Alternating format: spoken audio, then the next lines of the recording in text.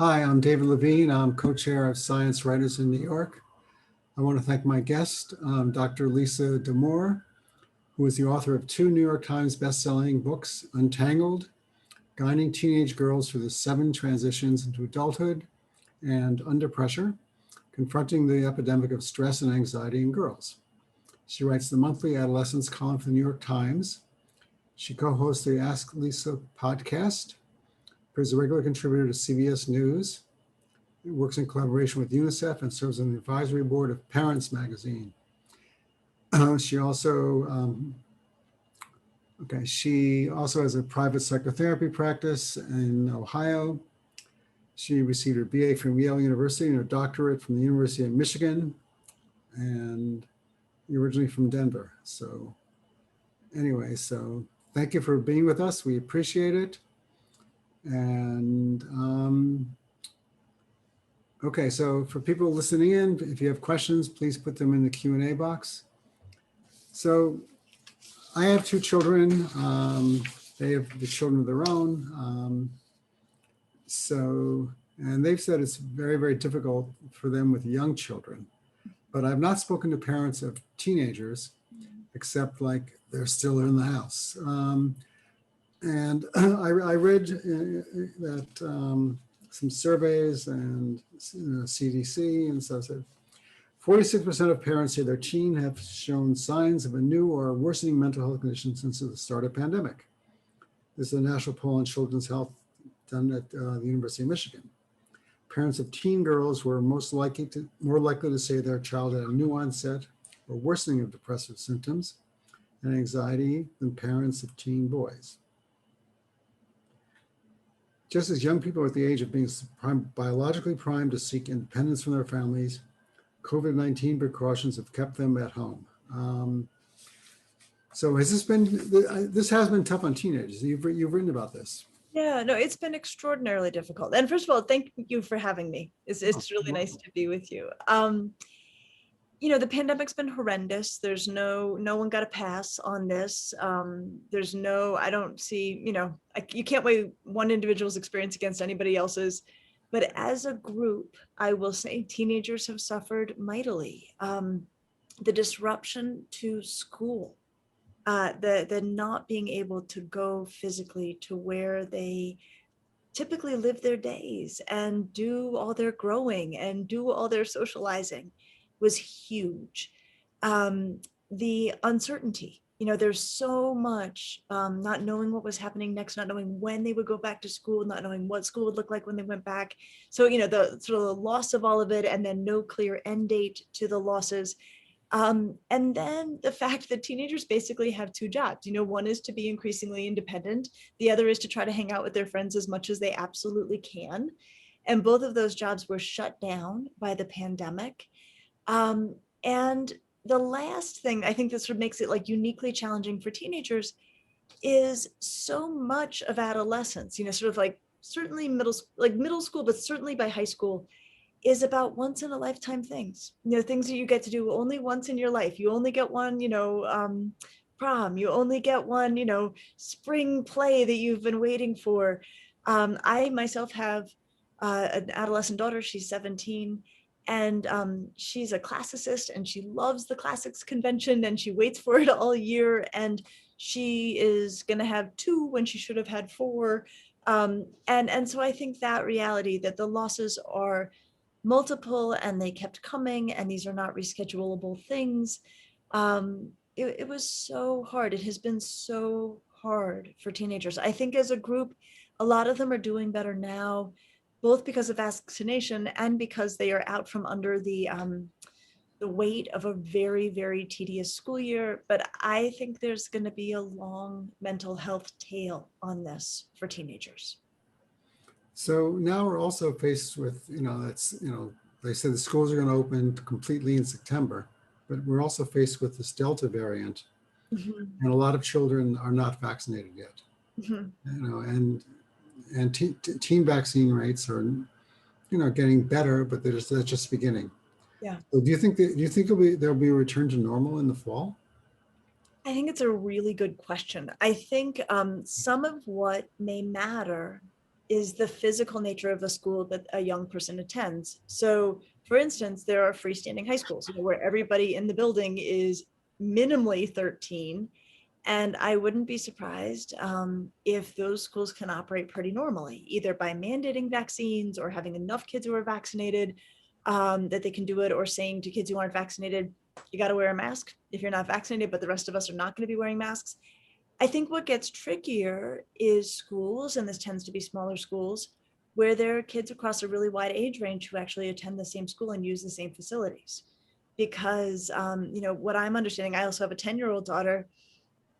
Thanksgiving, if she's lucky, before she has access to a vaccine. And so for schools that have lots of kids who are of various ages, I think those teenagers may be set back a little bit. And then of course, for our kids who are going to, our younger kids who go to school, until their vaccination is widely available, I think it may be tricky this fall. So I went to combined junior high school and senior high school. The graduation class was 500 people. And there was a big difference between, children in 6th, 7th grade and children in 12th grade. Yeah. And also the sheer amount. So let's talk about actually, since we kind of do know what happened. So there was lockdown. Yep. That must have been very difficult for families. It was. And what I think that we saw, how economically we're aware that that COVID in some ways contributed to gaps that already existed. The rich got richer, the poor suffered more. I would venture there was a little bit of a psychological parallel to that families that were functioning pretty well, where the parents were pretty psychologically sturdy, or the parents had access to resources that allowed them to keep their stress at moderate levels. I have heard anecdotally, everything we have right now is anecdotal because the data will yet come, that, a lot of those families, as much as their teenagers were suffering because of just the generic conditions, that it was also a time of closeness, of enjoying being together, of reconnecting, of people not, being, off in 40 directions, as is so true of family life these days. And so I think the narrative for a lot of families that were psychologically healthy going into this and enjoyed enough resources to not have this be too stressful, I think the narrative for them is going to be a lot like, okay, the pandemic was horrible, but it wasn't a terrible time in our family. In fact, there was a lot of closeness and a lot of joy. So I think it's going to bend this way for those healthier families, or those more resourced families, or the families who had both together. Then we have the families where either things weren't so great in terms of how they functioned going into the pandemic, and or their resources were really slim. And so the strain of the pandemic was tremendous. And so then I think for them, the experience of everybody being stuck in home together may have found the fault lines, as we say, whatever wasn't working all that well before, but could be covered over because you didn't have to spend so much time together.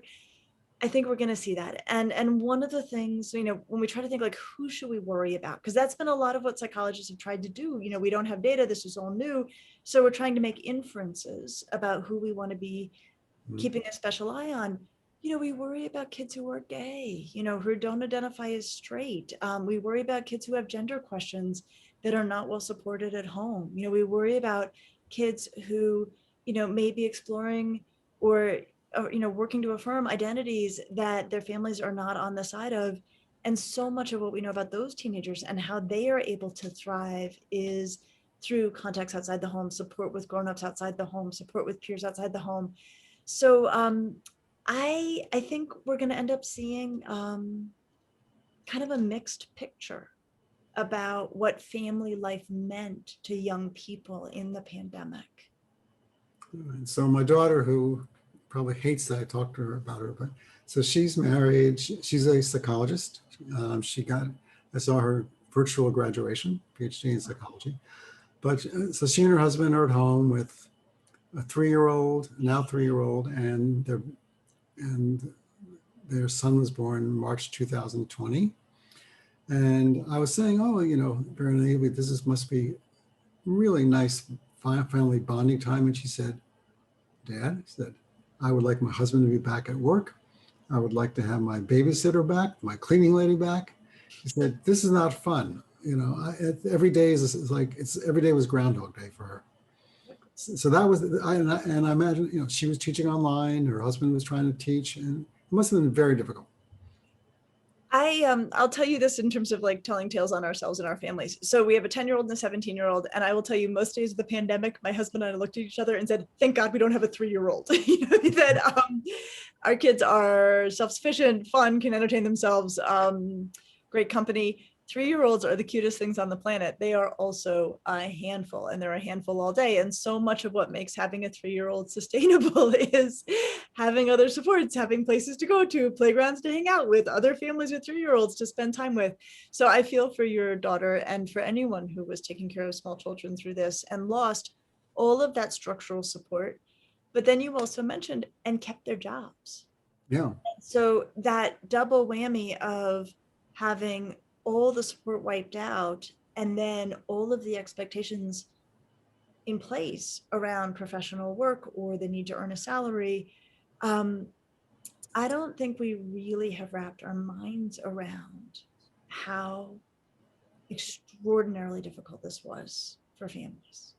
Okay. And those are families with resources. Yeah. You know, so my son and his wife are lawyers, and they have a 1-year-old, and he said they had to hire someone full time because they could, you know, 1-year-olds, you know, demand attention. So, Yep. so I was thinking, you know, when he said about poor and rich families, that, you know, where, you know, a family like where the father's a grocery worker or a fireman going to school. I mean, they had the traditional thing of getting out of the house and going to work. Yeah. You know, so in a way, maybe that was a, you know, could have been a healthier model. I think it was, except for I think there was a lot of fear of picking up COVID, you know, and Yes. so often when we're worried about, you know, I would watch the numbers in my community every day and watch the numbers at the schools every day. And when I would see that there were kids who had had a spike in COVID, I'd always think, you know, their parents may be frontline workers who had no choice but to go to work and then ended up bringing it home. Yeah. So I don't think there was any easy version of this. So are schools open in Ohio? So the schools are, well, so now the school year's done.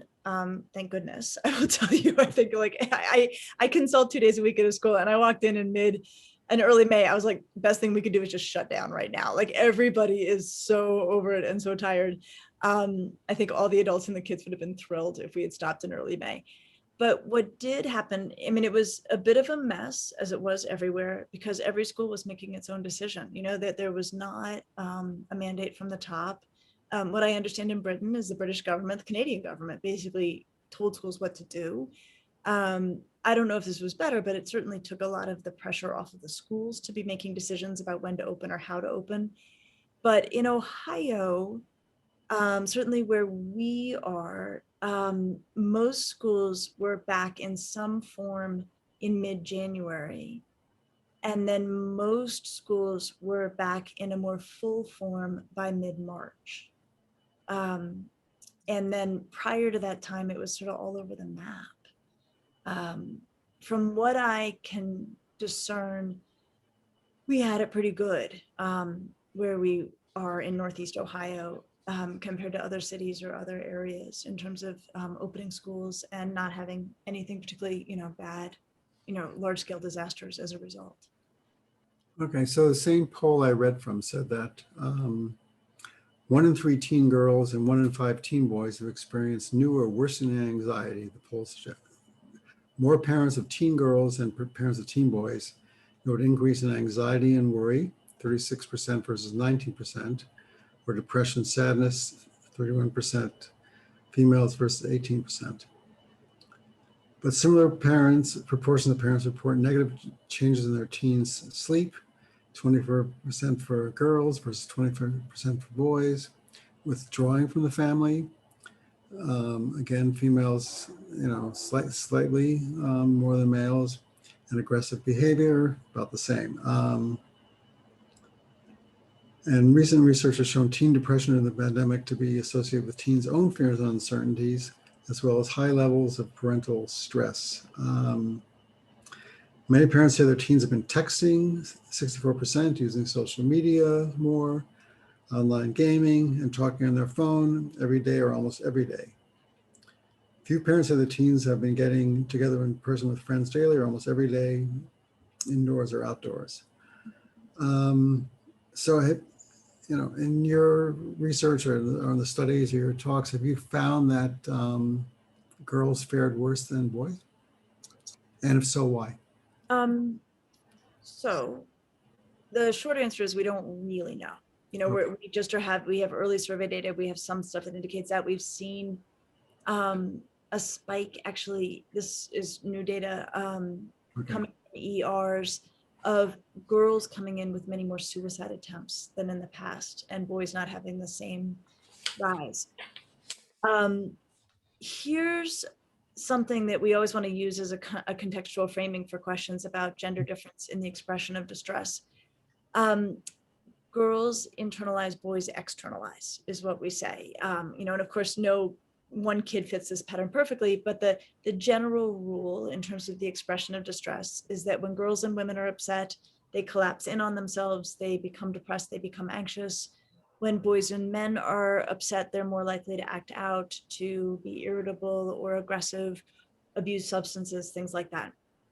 So I'm not particularly surprised to hear that we're seeing, when you look at data like depression and anxiety, that we're seeing girls outpace boys, because they always outpace boys on those.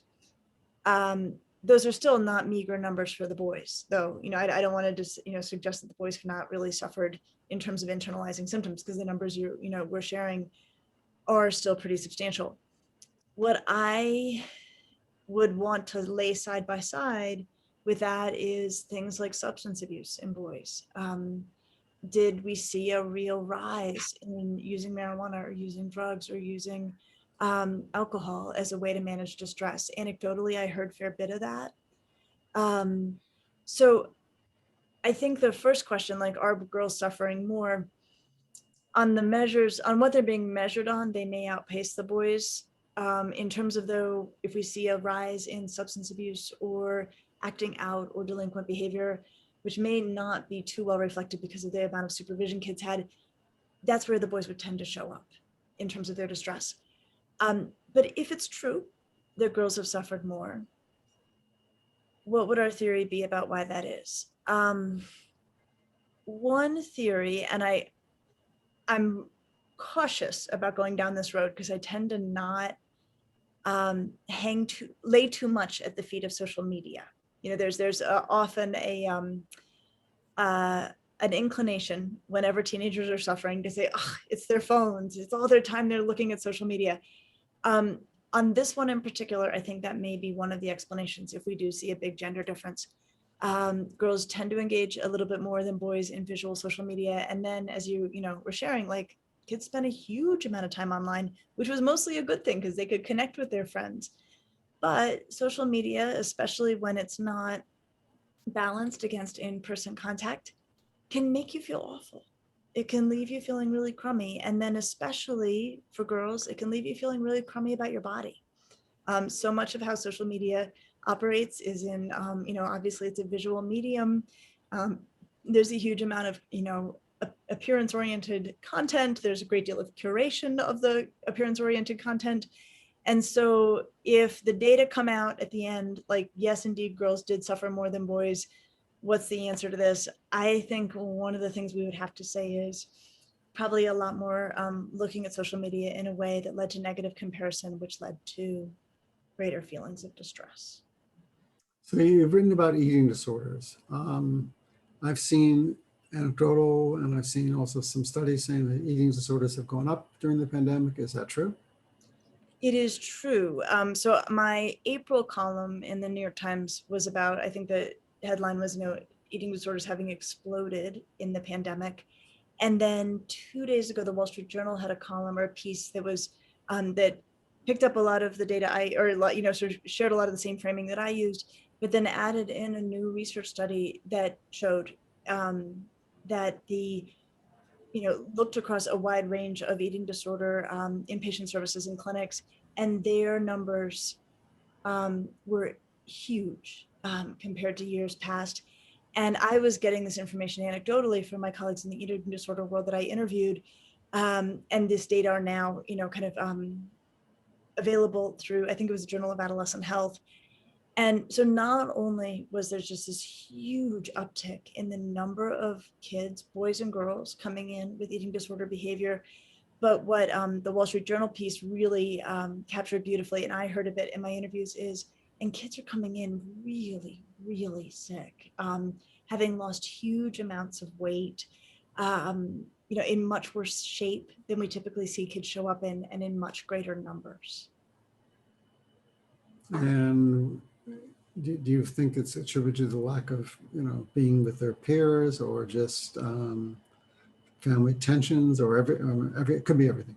Well, there's, I think the answer is yes, C, D, all of the above. Okay, so what are the ABCs? So one is just the loss of structure, just like everything that organized a kid's life basically disappeared, like literally overnight, like, which is like such an extraordinary and horrible thing.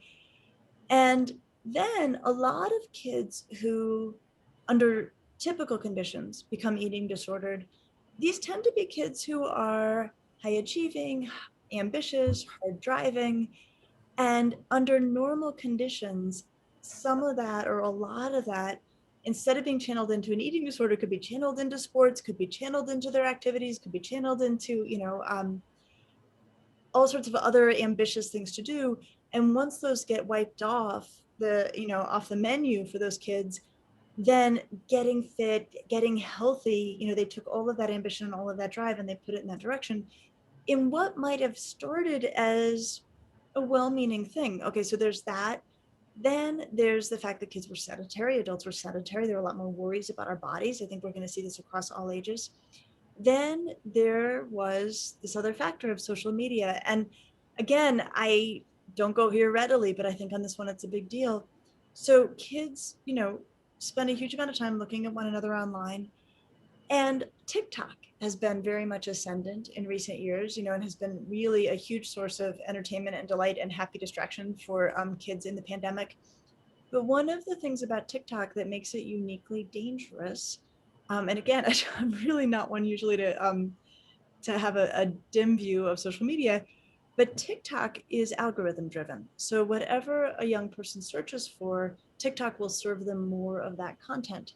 So if a young person goes on TikTok and searches fitness, weight control, health, things like that, TikTok picks up that search and then uses it for an algorithm that starts to actually send a great deal of, you might like this, you might like this. And the imagery that TikTok sends is a lot of before and after images. And then, and this came up in my research for the column I wrote, it will also then start to send ads for weight loss supplements, diet supplements.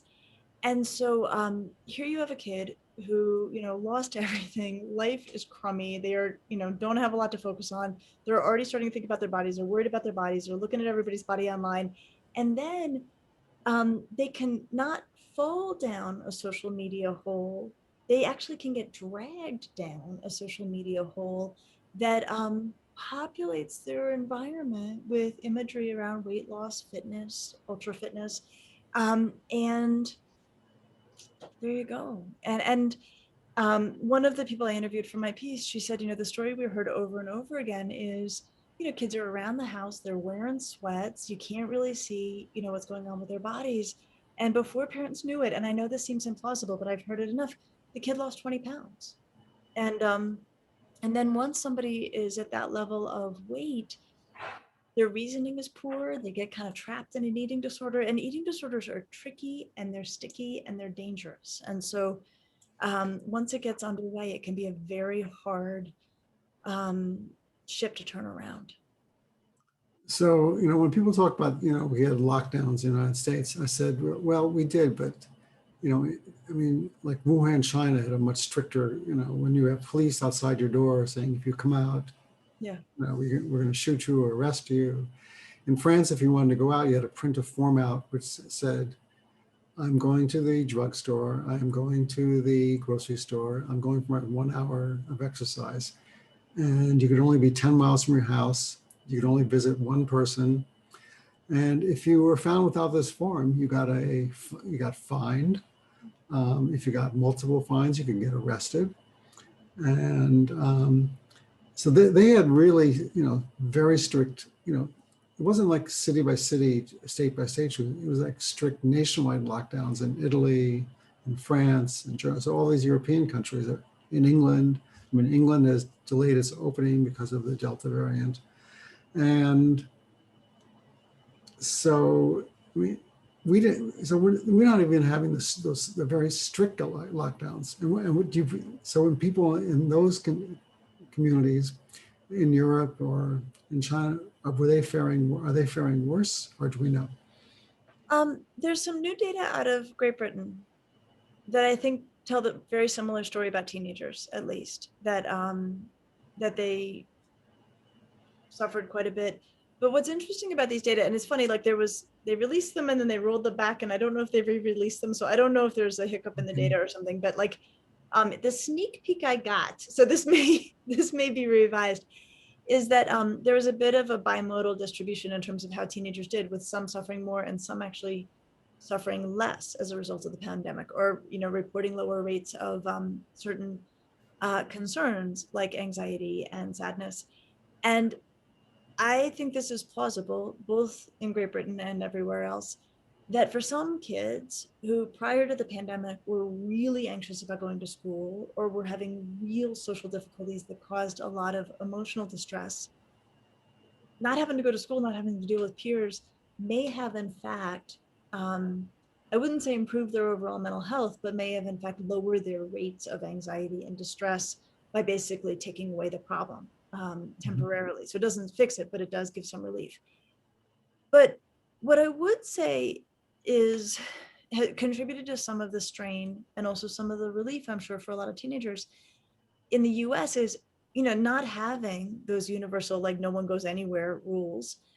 What you saw was, not to be, no surprise, different families making different rules around COVID.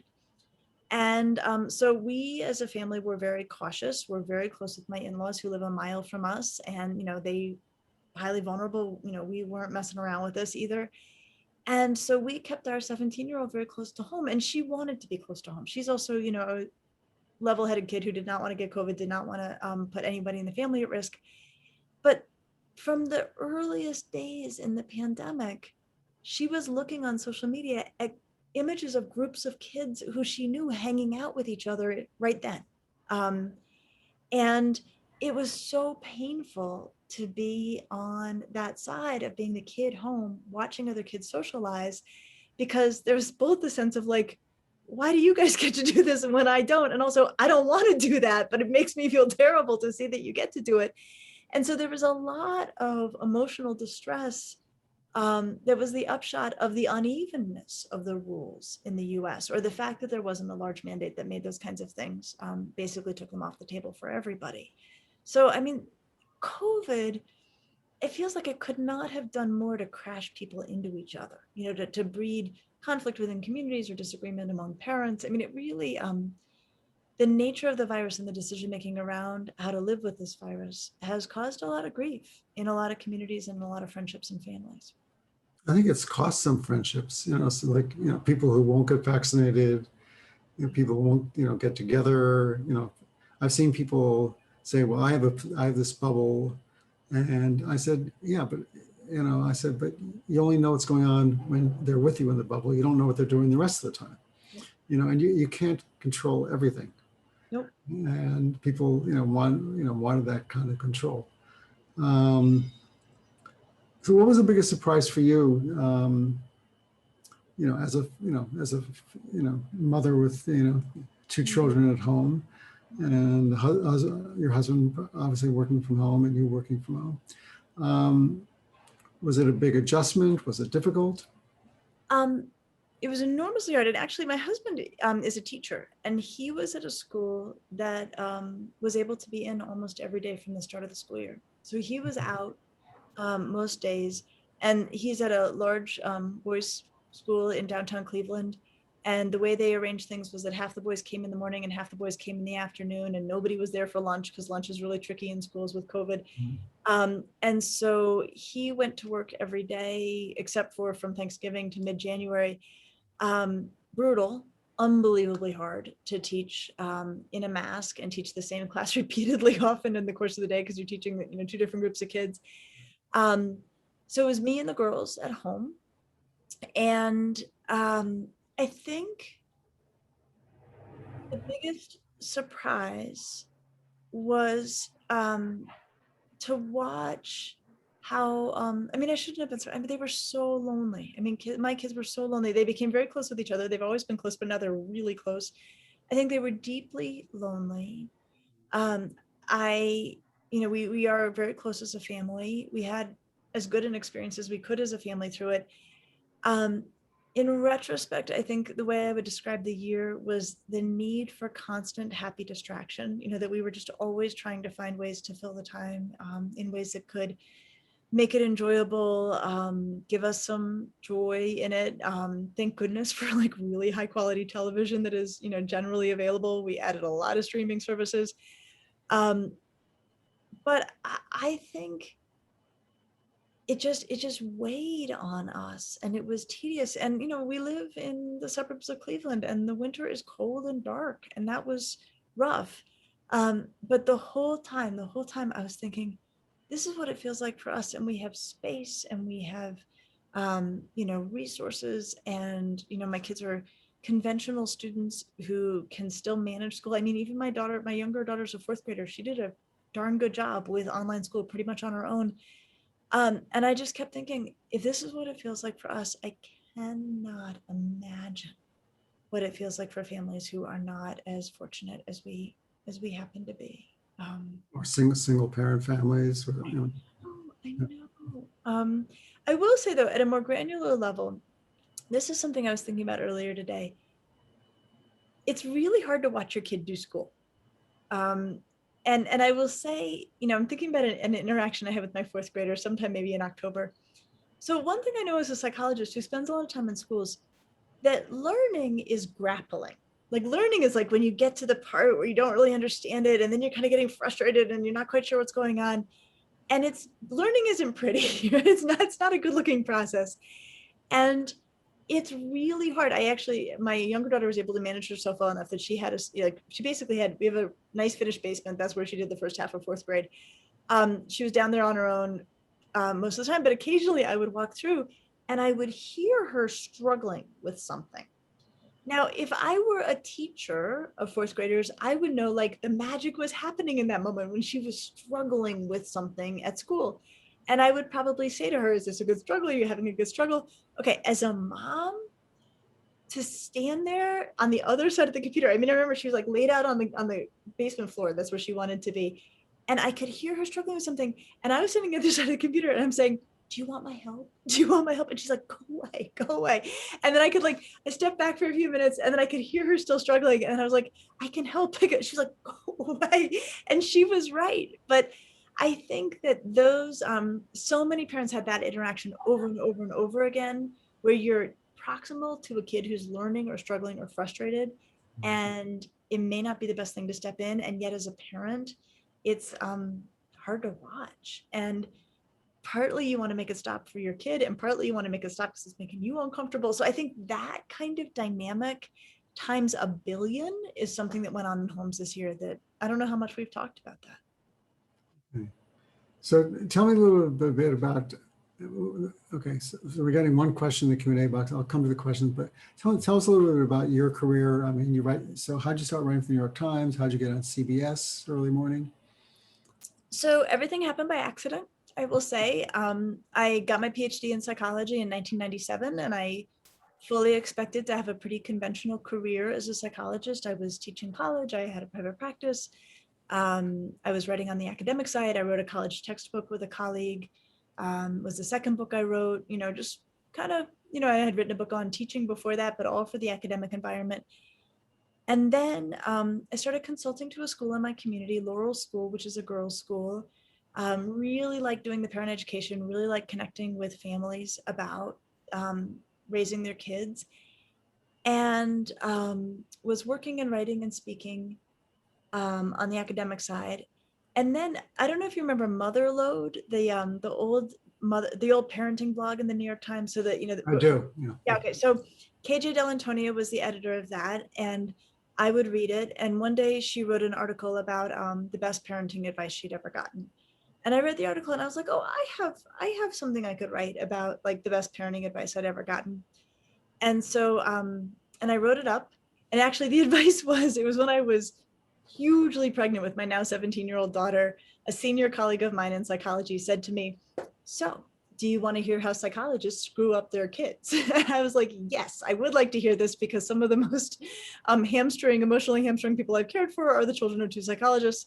And she basically said, they talk about feelings too much. You know, there's too much dissecting emotion, as opposed to saying like, okay, pull yourself together, which made good intuitive sense to me. So I wrote that up and I sent it in cold to KJ. And then I forgot that I had done that. And about 6 weeks later, she emailed me and she said, I'll take this if it's still available. I was like, sure. So she took that piece, and coincident with that, just simultaneously, I wasn't really connecting the two. I had started writing my first commercial book, Untangled, which is about adolescent development in girls, but it really applies to boys as well. And I was writing that book because I couldn't find the book I wanted about teenagers. Like I didn't feel the book existed about just normal development and all the challenges that come with it. So I'd started to write that because I'd written books before on the academic side. So I was like, I know how to write a book. I don't know how to publish a book like this. So I was working on that. And then I sent another piece into KJ. And this was all in like 2014, maybe 2013, 2014. And she's like, oh, this will be a really, strong piece. People will read this. And I was like, okay. And she was right. It exploded. It was about conscience development in kids. And so editors started to reach out to me, and agents saying, do you want to write a book about this piece that just exploded? And I said, no, everything I've had to say in that is in the piece, but I do have this other book I'm working on. So I sort of accidentally found myself in commercial nonfiction. And then that was Untangled.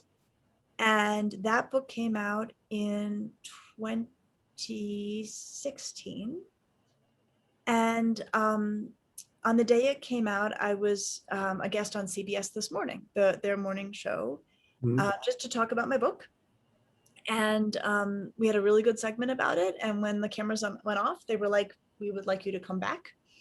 And I thought, I don't think I'll hear from them. And sure enough, they started having me come on every month to talk about my column. And then now I just cover all sorts of things for them. And it's 5 years later, and I still have a really nice arrangement with CBS that I really value. I really value getting to use TV as a way to talk about psychology and what we know in the field.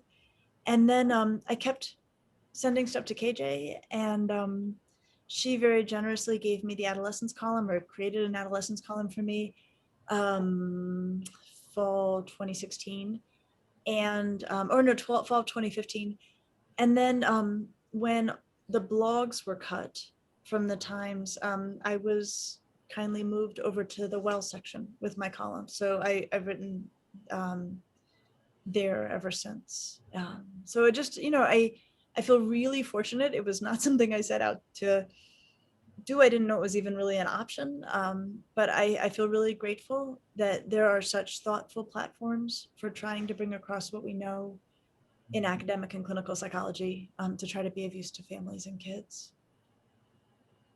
Okay, so I have a question from someone, and if you do, for those listening, if you do have questions, put them in the Q&A box and I'll read them. Do you have any recommendations for colleges and universities to help them absorb young people who've been suffering psychologically due to the pandemic? Love this question. So it's a good big question. So I'm trying to think like how to walk up to it. I think the first job we have, and I think this is the work we are just beginning, is to separate out the appearance of, or the exacerbation of psychological disorders as a result of the pandemic from expectable yet horrible general distress about the pandemic. So I think that everyone has suffered and everyone feels really crummy, either during or as a result of the pandemic, or may just be feeling better now. Typical at this point, awful, but that's one category. And then people who developed full-blown anxiety disorders, and I'll come back and define that, or developed a full-blown depression, or developed an eating disorder, or developed some other thing that we would diagnose as needing and warranting treatment, they're in a different category. So as we think about, okay, so I'm a college and I'm thinking about who's coming my way, who are the distressed, who are the diagnosable, I think I want to be able to try to tell the difference between the two of them. For young people who are diagnosable. So by anxiety disorder, what I mean is their anxiety persists even in the absence of a threat. So anxiety is a normal, healthy function. We expect it to be present when there's something scary going on. But if the the cause of the fear disappears and the fear remains, we consider that a disorder. Or if the fear is way out of proportion to the problem. So we expect young people to be a bit tense on the way into a big test. That's a good thing. Panic attacks, we don't expect those. We consider that something we want to help people address. Depression versus sadness.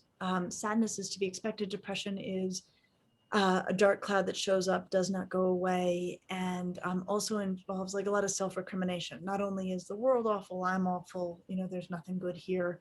All of this treatable, but needs to be treated. Separate from that, there's the distress question. And I have guidance on that that doesn't not apply to those who deserve treatment, but applies to everybody. I think there are things we can do to help young people feel better. First of all, is to get really clear on the fact that anxiety and stress are normal and expectable under everyday conditions, and then they are going to accelerate under horrible conditions. So to the degree that we and everyone and young people have had a lot of anxiety this past year and a lot of stress this past year, that is not evidence of pathology. That is what it means to live through a global pandemic. I think it's important to articulate that. I think it's especially important to articulate that for young people, because I would say in the last 10 years, anxiety and stress have gotten a really bad name. And we tend to talk about them, not me, but in the general culture, as though if they're present, they are a sign of pathology, which is not true. But what it means is we have a lot of young people who now feel anxious about feeling anxious, stressed about feeling stressed, and we can take away that second layer. Anxiety makes sense, stress makes sense. Here's the last thing we can do. And this is something like if I could rent airplanes and fly banners over major American cities, this is what my banners would say. Mental health, the definition of mental health is not that you feel good or calm or relaxed. No, the definition of mental health is you have the right feeling at the right time. So stressed, anxious under COVID conditions, angry if someone's crossed you, sad if you've lost something. If those negative feelings correspond to reality, they are evidence of mental health, even though they are uncomfortable. So that's the first part of the definition. The second part of the definition is you are able to handle those emotions effectively. So if you are sad about a loss, that you have a good cry with somebody who you can trust, and it helps you to feel better. If you are angry, you are able to say to the person, I need to let you know how I feel about what just happened. You're not acting out. You're not doing all those kinds of things. If we could push like some giant reset button on what it means to be mentally healthy and get really clear that it does not come down to feeling peaceful, good, at ease, happy. It comes down to right feeling, right time, ability to handle that feeling effectively. I think a lot of young people would feel a lot of relief, because that's a much more realistic and useful bar than this idea that there's some nirvana out there that is hard to achieve. Okay. So I have another question. Since my 17-year-old daughter was diagnosed with OCD this spring, obsessive compulsive disorder, I've been floored to discover how many friends and acquaintances of adolescents, particularly girls, with anxiety disorders, mostly diagnosed prior to COVID. It makes me wonder whether we're driving our kids crazy and if there's a larger epidemic or it's just here in Baltimore. I also wonder whether COVID is not itself the primary cause, but has exposed a mental health crisis that was always growing beneath the surface in this cohort. So yes, we have been seeing a rise of anxiety disorders, especially in girls in the last several years. So Untangled came out in 2016, and then in 2019, I wrote a book called Under Pressure, Confronting the Epidemic of Stress and Anxiety in Girls. So that question about, was there something there that's been exacerbated by COVID?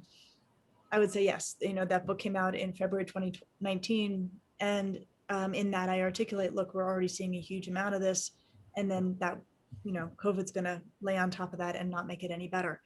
Okay, are we driving our kids crazy?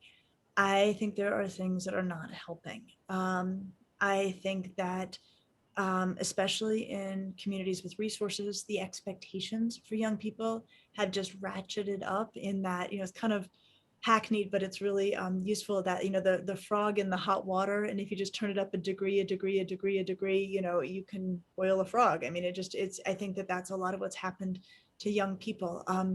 You're raising a 17-year-old, that what their high school looks like has nothing to do with what our high school looked like. I mean, I remember what I did junior year. I just watched my kid do junior year. We had two very different junior year experiences. David nicely mentioned that I went to Yale for undergraduate. I would never get in today based on my high school record. Like, there's no question. So there's that. I think the misunderstanding about stress and anxiety that I just articulated hasn't helped. I think that the more we can help young people to appreciate that some anxiety is appropriate, especially under dangerous conditions, some stress is appropriate, it's a sign that they're growing and stretching, even if it's unpleasant, I think that helps. But the OCD question, okay, so let me dig in on that, because there's a really interesting principle here that if we can get clear on it, should help us to not exacerbate anxiety to the point of it becoming a disorder for some people if we can avoid it. So not all of this is avoidable, but this is a good principle to know. And it's especially germane right now. So avoidance feeds anxiety. Avoidance feeds anxiety. And we have known this for decades in psychology. And it's usually not something that we make a big deal of. It's a really big deal now, because what we are watching through the pandemic and now post-pandemic is a propensity to avoid. So when adults or kids think about doing things we haven't done for a while, and we've had a long-term mandated avoidance, it can be very easy to think like, you know what, I'm just going to keep ordering groceries because I feel less anxious when I order my groceries. So the way that avoidance feeds anxiety is if we think about doing something that makes us anxious, like going to a grocery store, and then we think, oof, that makes me anxious, I think I'll just order. So you think about it, your anxiety goes up. You think about ordering, your anxiety goes down. So there's an immediate kind of relief cycle that gets set up. The next time you think about ordering, going to the grocery store, you're like, no, feels much better to think about ordering. See, my anxiety went away. And it essentially entrenches the sense that the grocery store is dangerous, and also robs us of the chance to see that it's not. Okay, so what does this have to do with OCD? OCD is a version of using avoidance to entrench anxiety. So let's take a sort of a typical OCD symptom like hand washing. So the name OCD is actually a very illuminating name. Not all of our disorders have good names, but this one does. So obsession refers to the thought, compulsion refers to the behavior. And usually in OCD, these two get paired, where the obsession causes anxiety and the compulsion relieves the anxiety. By helping you to, it's like a version of avoidance. So if I have a hand washing OCD, I think about my hands and I think, oh, they might be dirty. Okay, so there's the obsession and the rising anxiety. So then I go act out the compulsion, I wash my hands, and my anxiety comes down. And I get immediate short-term relief. But I also have reinforced the idea that the answer to my worry in my mind is to act out this behavior. So the next time I have the thought, I'm like, get me a sink and some soap. And it starts this reinforcing cycle where I am anxious, I hand wash, I feel relief. I'm anxious, I hand wash, I feel relief. So the solution here, both to the grocery store problem and the OCD problem, is we actually have to prevent the behavioral choice that causes relief. So whether it's the hand washing or the ordering groceries, what we call it is exposure therapy. So ways that we manage anxiety that has been exacerbated by physical avoidance is you got to go to the store, right? So you don't have to do a whole big shop, but maybe you got to go in and get a grocery, like one apple, something like that. You have to start actually confronting the reality, managing your anxiety all the way, but not managing it with avoidance. Same thing with obsessive compulsive behaviors. Our primary treatment for those is actually compulsion prevention, where we say to people, okay, you might worry your hands are dirty. You have to not act on the compulsion because that actually only reinforces the problem. You have to actually be okay or get to where you can tolerate, through breathing, challenging your own thinking, the idea that your hands might be dirty. And that's actually how we get people out of obsessive compulsive cycles. So Okay, where was I going with all this? And then I'll wrap it up. But it's a long question, but I love getting into the nuggets of how the field really works. Part of what has not helped in recent decades is a rising allowance of avoidance.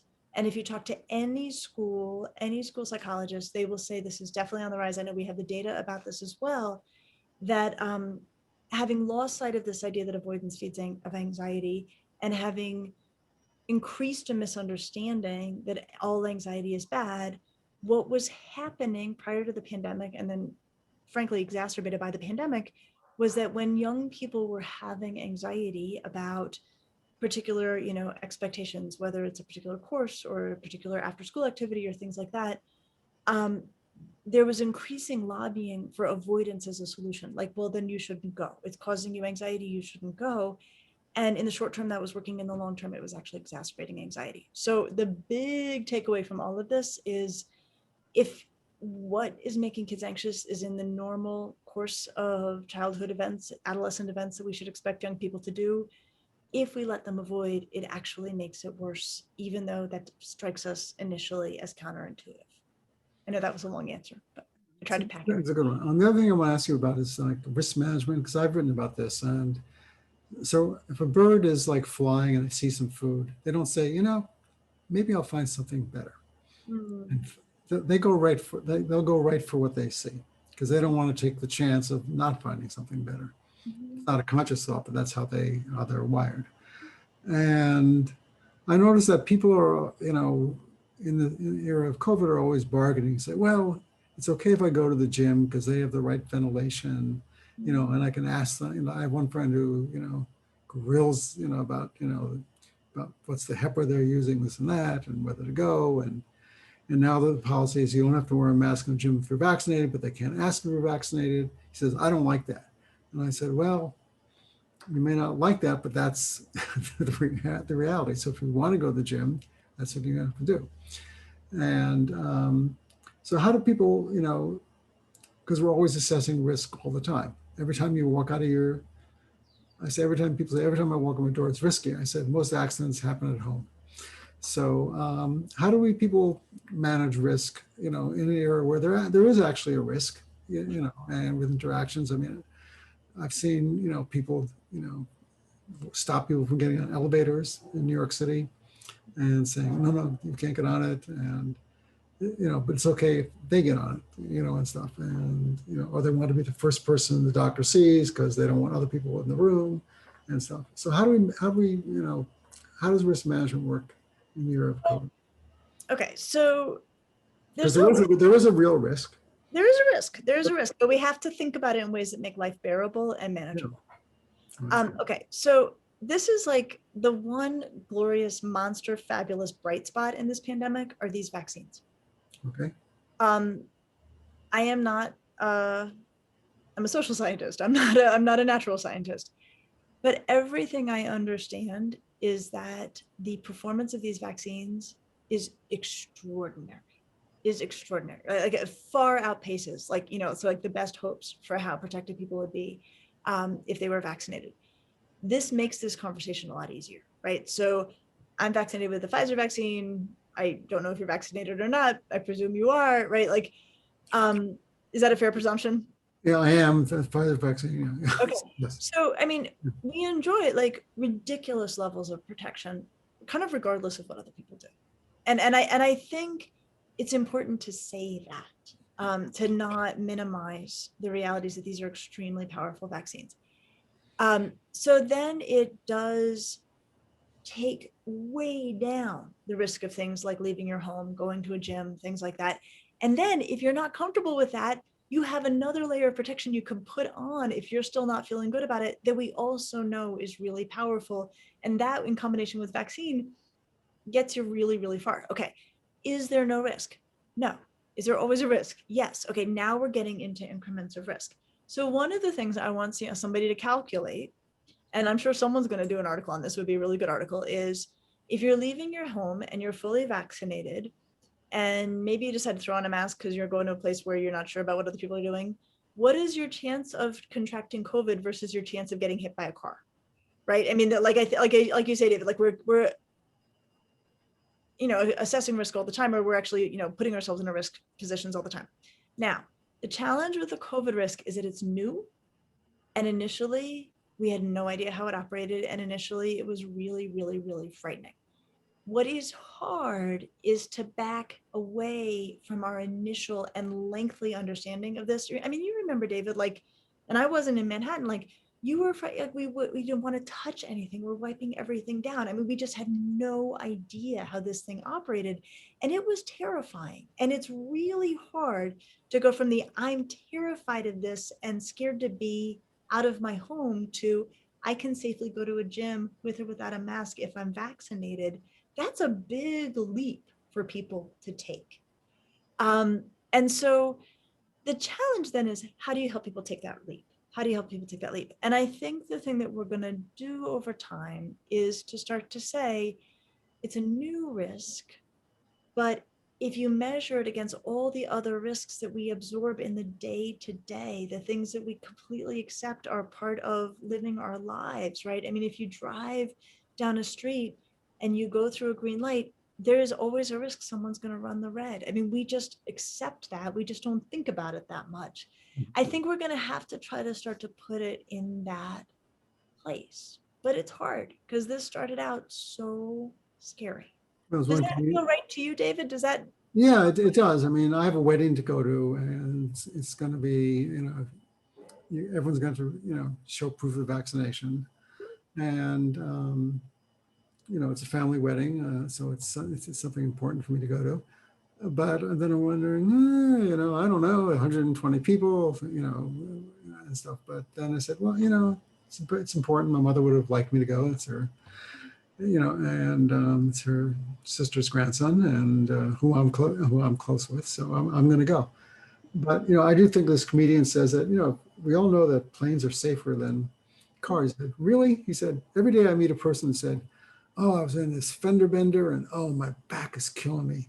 He said, "Oh, I was jackknifed by a car, and I just I had to have surgery." He said, but I never met anyone who said, I was in this plane crash. The plane crashed into the Andes, and oh, I have such a headache. We're not good at measuring risks against one another. No, we're not. We're not good when we've been terrified for a long time. It's really hard to go from terrified gear to, I accept this as one of the risks of leaving my home alongside all the other risks I've gotten used to. So today, a building collapsed in Miami. Yes. And it was very dramatic, and people were drawing parallels to 9/11. And it's one that didn't even come to my mind. I'm thinking it's a hotel in Miami, so it's all probably old people. And it didn't even occur to me that's what it was. But for some people, it brought back those memories. Right. I mean, there's interesting, what's vivid, what's primed, the piece that gives me a career, the piece that gives me a job is that we don't always act rationally. Our thinking isn't always shaped by numbers. It's shaped by impressions. It's shaped by experience.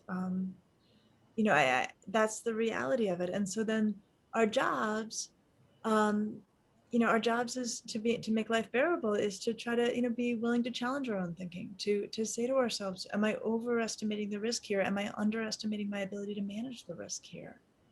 And to try to not vanquish anxiety. We can't vanquish anxiety. I don't want us to, but to try to keep it at levels that are still rational, given what we know. I did an article about, living with anxiety biology, and the person said, if there's no tomorrow, there wouldn't be any anxiety, except maybe for a tiger, in your room that day. But I also want to ask you, have you been doing individual therapy during the pandemic? Yeah, I have. And doing it through Zoom? Yeah. And what do you think are there's some advantages, not going anywhere, but do you think this is good? Do you think what are some of the weaknesses of therapy through Zoom? So I will say I'm very fortunate. I haven't taken a new case in a long time. And so everyone I was working with digitally were people I knew well and had well-established relationships with. So I think I can imagine be quite a bit different to try to start a psychotherapeutic relationship online, but I know people have been doing it and doing it well. there are extraordinary advantages, and I'll actually save those for a second. Disadvantages. It's, you just miss data. Like you're just missing data about how people are holding themselves, like how people walk into your office, like that's data. Um, it's also very draining for the clinician and probably for the client as well. That one of the things we've learned is that being in one another's presence, like it creates an energy feedback loop, and you just cannot recreate that in a two-dimensional space. It just feels like, a black hole of sucking energy. And so my colleagues who see a lot of clients online, like at the end of the day, they are just zapped. Okay, those are the downsides.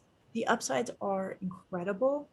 And it's going to come down to state legislatures to keep this in place. Okay, so one upside is for those of us who see teenagers who do not yet drive or don't have access to a car, the fact that they are able to access psychotherapy without being dependent on somebody else's schedule is amazing. Another thing that is incredible is the way in which for families where there are huge logistical barriers to getting to a clinician. So several of my colleagues work down at Cleveland's Metro Health Hospital. They take care of some of our most underserved people in the city. And they saw two things happen when everything went online. They lost a lot of families that just did not have the infrastructure at home to do online psychotherapy. And then suddenly a whole other subset of their population was able to make it to all their appointments because they weren't taking 3 buses to get there. And so they had this huge benefit. And then the last benefit, and this is tremendous, is service to rural areas. There are states in America with not a lot of therapists. There are parts of the country, of any state that has, that is very rural, that getting to a good psychotherapist is a really hard thing to do. So if we can keep it in place as an option, both in terms of licensing across state lines, and then more important in terms of insurance reimbursement, because that's where this could really fall apart, it's an extraordinary thing. And it's a gift to clients who have not necessarily have had good access before. So I really hope it remains an option going forward for those who, for whom it's make or break about whether or not they get there. Okay, so before I go, I just want to do a little plugging. On Monday, I'm going to be speaking to Marsha Allen, who wrote this book, Never Pay the First Bill, and Other Ways to Fight the Healthcare System and Win. Marsha Allen's reporter for ProPublica. That'll be Monday, June 28th. And the following week, I'm going to be speaking to Catherine Eben on Thursday. I think it's July 5th. And she wrote a book about the origins. She wrote an article in Vanity Fair about the origins of the pandemic. So I hope everyone will join us for that. I will send out announcements. And so I want to thank Dr. Damour for speaking, spending time with me. As I say, I grew up where you lived in Ohio. They call it soda pop. Yep, I call it pop. And I also miss having Verner's ginger ale and a few other things. But I had a very nice childhood. It's 2 sets of grandparents, blocks away. Really great. So anyway, thank you for your time and stay safe. And I hope your kids get back to school full time and you can, and also it's a summer so we can go get out more. Absolutely. Thank you so much for having me. Oh, it was a pleasure. And I'll send you the YouTube link tomorrow and you can spread that to people who've missed it. Okay. Thank you very much. Okay. Take care. Good night.